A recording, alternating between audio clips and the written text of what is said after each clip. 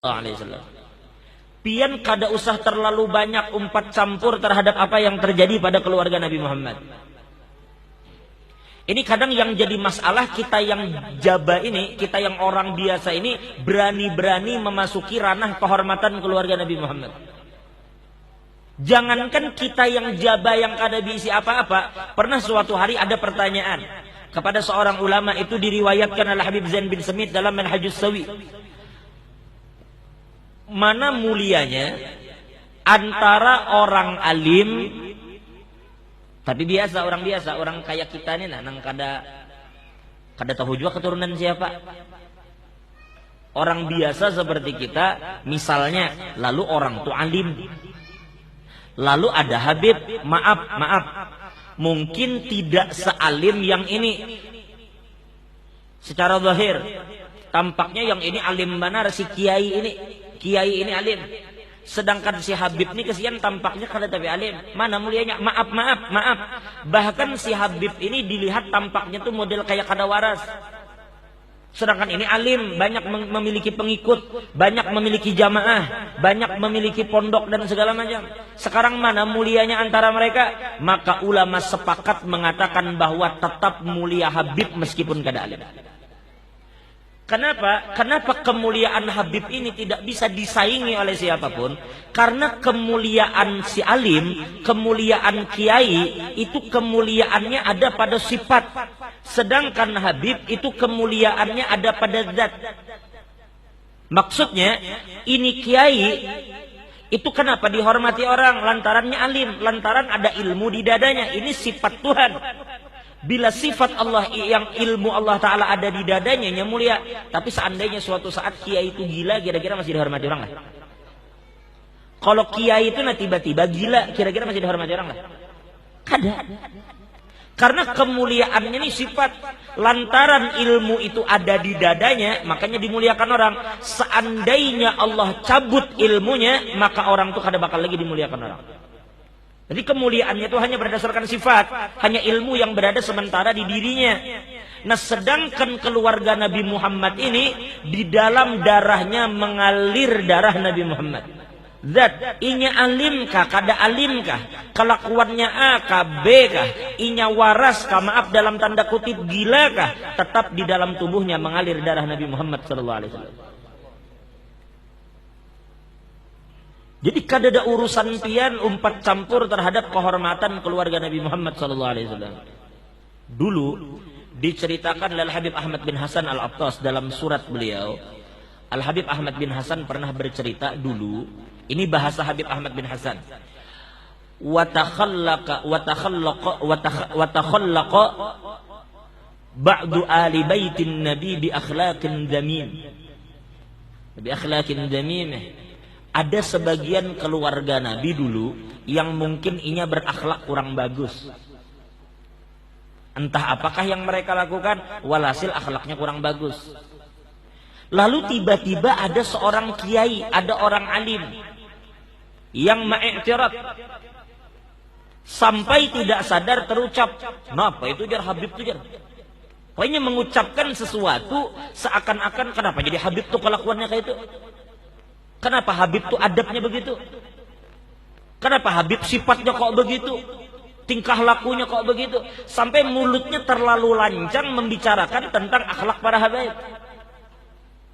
Padahal si kiai ini, si ulama ini, itu sebelumnya Allah berikan karunia sering bermimpi bertemu Nabi Muhammad dalam mimpinya. Tapi begitu mulutnya lancang membicarakan akhlak keluarga Nabi, maka sejak saat itunya kada pernah lagi melihat Nabi Muhammad dalam mimpinya. Lalu tiba-tiba beberapa waktu kemudian inya melihat lagi Nabi Muhammad, tetapi Nabi berpaling darinya. Nabi kada mau lagi melihat kayaknya. Lalu inya bertanya, "Ada apa ya Rasulullah? Kok pian jadi kada heran-heran lagi, tidak peduli lagi dengan ulun?" Lalu dijawab oleh Nabi Muhammad, "Adzaita waladi," ujar Nabi, "engkau telah menyakiti anakku." Mulut ikam terlalu lancang membicarakan kehormatan keluargaku. Lalu dijawab oleh kiai tadi, oleh si ulama tadi. Dia katakan, "Ya Rasulullah, fa'ala kada wa fa'ala kada wa fa'ala kada." Ya Rasulullah, inya tuh kelakuannya begini, inya menggawi ini, inya melakukan ini. Artinya disebutkannya, mungkin dia melakukan yang kada baik, mungkin melakukan ini, pokoknya semua disebutkannya di hadapan Nabi. Lalu kemudian Nabi menghadapinya dan Nabi berkata, ujar Nabi, al-waladul aq hal yarithu abaha amla. Di dalam mimpinya, ujar Nabi, aku ingin bertanya lawan ikan. Apabila ada seorang anak yang durhaka kepada bapaknya, lalu bapaknya mati, apakah anak itu dapat waris atau kada? Anak yang durhaka lawan orang tua dapat waris kada? Dapat waris kada? Ini mana? Dapat waris kada ya? Anak durhaka lawan abahnya, waktu hidup ketujuh melawan abahnya, ketujuh hidup ketujuh menyahut abahnya. Ketika abahnya meninggal, apakahnya dapat waris atau kada? Dapat. Siapa yang madahkan anak durhaka kada dapat? Dapat kada? Dapat. Lalu apa ujar Nabi? Nah, itu disebutkan dalam kitab Zuhurul Haqaiq yang ditulis oleh Al-Habib Ahmad bin Hasan Al-Habib Abdullah bin Alwi Al-Attas. Nah, coba kita lihat apa ujar Nabi.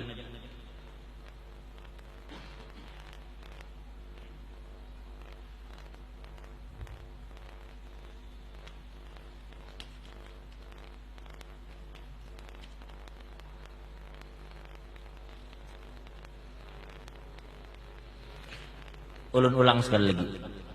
Ujarnya, ya Rasulullah, orang ini kelakuannya begini-begini si Habib nih. Karena melakukan ini, karena sifatnya begini, karena akhlaknya begini. Seakan-akannya menceritakan ini, ya Rasulullah, anak pian ini kelakuannya kada baik. Ini ya Rasulullah, ini mengerjakan sesuatu yang kada bagus. Itu dibahasnya di hadapan Nabi. Lalu apa jawaban Nabi? Ujar Nabi, bila anak itu durhaka, kira-kira anak itu mewaris orang tuanya atau kada? Lalu si laki tadi menjawab, mewaris ya Rasulullah. Maka kemudian Nabi mengatakan, hadza waladi wa adabuhu alaih. Ujar Nabi, ini kakanak ini jangan Nabi anakku, dan urusan adabnya itu adalah urusanku, jangan Nabi, bukan urusan kamu. Ini anakku, ujar Nabi.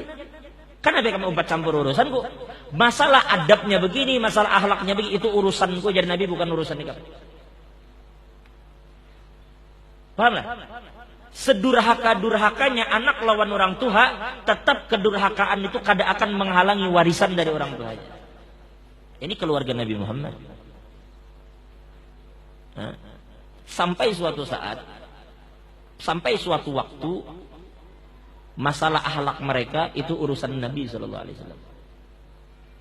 Jadi jangan main-main dengan kehormatan keluarga Nabi Sallallahu Alaihi Wasallam.